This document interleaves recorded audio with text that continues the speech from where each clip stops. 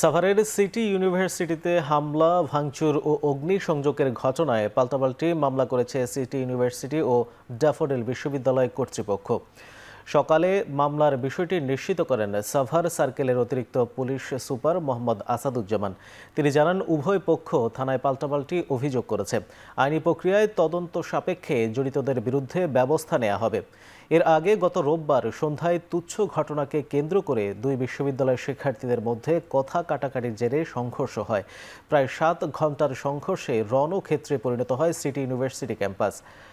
আহত হয় শতাধিক শিক্ষার্থী। সংঘর্ষের সময় ড্যাফোডিল বিশ্ববিদ্যালয়ের 11 শিক্ষার্থীকে আটকে রাখা হয়। পরে তাদেরকে ড্যাফোডিল বিশ্ববিদ্যালয় কর্তৃপক্ষের কাছে হস্তান্তর করা হয়। এ সময় আপোষের চেষ্টা করা হলেও বিষয়টি শেষ পর্যন্ত মামলায় গড়ায়।